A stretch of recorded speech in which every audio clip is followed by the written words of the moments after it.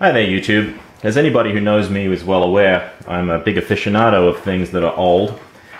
And it's not all guns and ammo, although yesterday, or a few days ago, I did in fact pick up a very nice .22 rifle that was made in 1946. It was a big surprise when I checked the date code on that. It was very nice to have.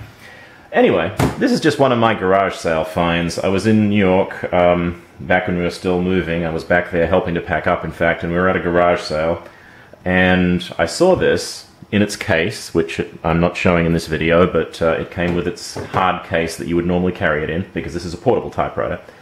And I said to the guy, how much do you want for it? And he said, make me an offer. And I hate that kind of thing, by the way. If you're running a garage sale, you know what you think a thing is worth, so just put a damn price on it already, will you? And we can start haggling from there. So I was like, I don't play that game, and I started walking away, because typically people put ridiculous prices on pieces of equipment like this, like $50 or $100, and I wasn't going to pay that kind of money for it. But as I walked away, he said, $5 and it's yours. And I was like, yeah, you bet. $5 is a great price for this.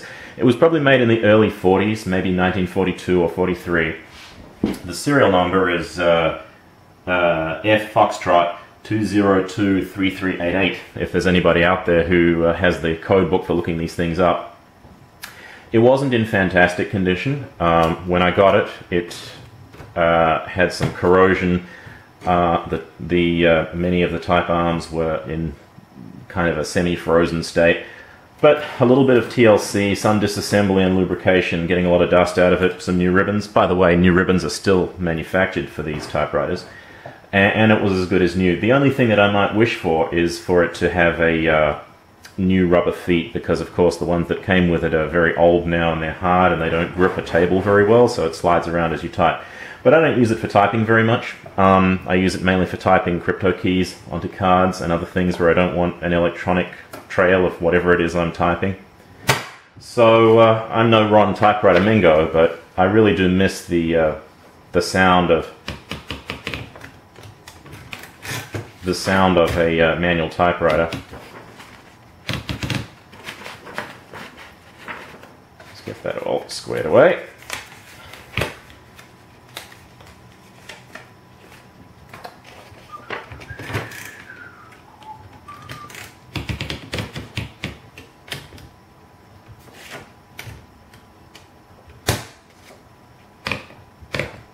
That's better. It's a little better. Let's do that again. Haven't used this in a while, so forgetting where all the controls are. I typed many thousands of words of my mother's essays on a machine like this. Well, actually not like this. It was an Olympia electric typewriter, probably made in the 80s.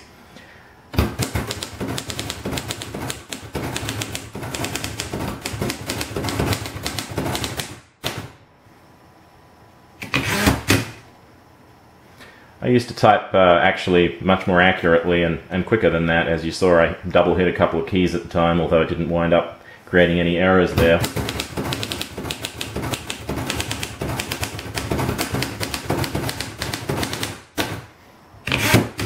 Not bad, not bad. I'm very fond of these old machines, and it's in great condition now. It's perfect for doing long, short, or intermediate documents.